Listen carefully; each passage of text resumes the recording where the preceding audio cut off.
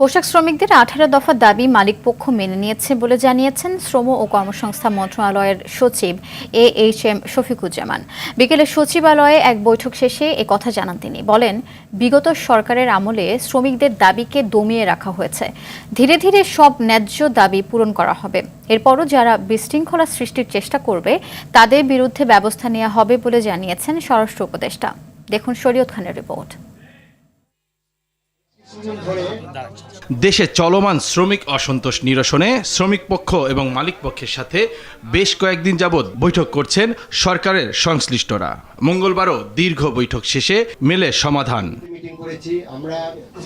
অবশেষে শ্রমিকদের অসন্তোষ নিরসনে ১৮ দফা দাবিতে ঐকমত্যে পৌঁছে শ্রমিক মালিকরা। সকল কারখানায় সরকার ঘোষিত নিম্নতম মজুরি বাস্তবায়ন, শ্রম আইন ২০০৬ পুনরায় সংশোধন এবং মাতৃত্বকালীন ছুটি ১২০ দিন করা সহ গুরুত্বপূর্ণ সব বিষয় সুরাহা হয় আজকের বৈঠকে। সকল পোশাক শিল্প কারখানার শ্রমিকের বিদ্যমান হাজিরা বোনাস হিসেবে অতিরিক্ত ২২৫ টাকা এবং রাতে ৮ ঘটিকার পর বিদ্যমান টিফিন বিলের সাথে অতিরিক্ত ১০ টাকা এবং বিদ্যমান নাইট বিলের সাথে ১০ টাকা বৃদ্ধি করে যেটা ন্যূনতম ১০০ টাকা হতে হবে, সেইভাবে আমরা এই পক্ষ মিলে একটা সমাধানে তারা এসেছে। অক্টোবর ২০২৪ মাসের মধ্যে সকল কারখানায় সরকার ঘোষিত নিম্নতম মজুরি বাস্তবায়ন করতে হবে। তৈরি পোশাক শিল্পে অসন্তোষ বাদ দিয়ে শ্রমিকদের কাজে ফেরার আহ্বান জানিয়েছেন শ্রমিক ও ব্যবসায়ী নেতারা। তোমাদের ডিমান্ডগুলি ফুলফিল করার জন্য যে ঘোষণাটা হলো, আমার বিশ্বাস তোমরা এটা মেনে নিয়ে তোমরা যার যার কর্মে তোমরা ফিরে যাবে।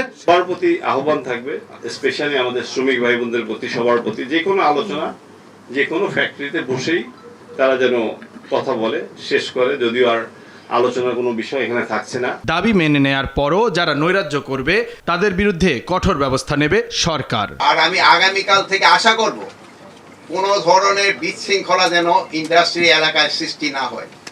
যদি আগামীকাল থেকে কোনো রকমের ইন্ডাস্ট্রি এলাকায় সৃষ্টি হয়, এই জন্য কিন্তু আপনারা যারা সিগনেচার করেছেন আপনারাই কিন্তু দায়ী হবেন। আপনারা এখানে সাইন করছেন, আপনারা এটার জন্য দায়ী হবেন। আপনারা এখানে যেভাবে কমিটমেন্ট করে গেছেন, এই কমিটমেন্টটা আপনারা রাখবেন এবং আপনারা রাখলে আগামীকাল থেকে এই শিল্পটা চালু হবে এবং কোনো ধরনের বিশৃঙ্খলার সৃষ্টি হবে না। কিন্তু এরপরও যদি কোনো রকমের বিশৃঙ্খলার সৃষ্টি হয়, সেই জন্য কিন্তু আমাদের অন্যান্য ব্যবস্থা নিতে হবে।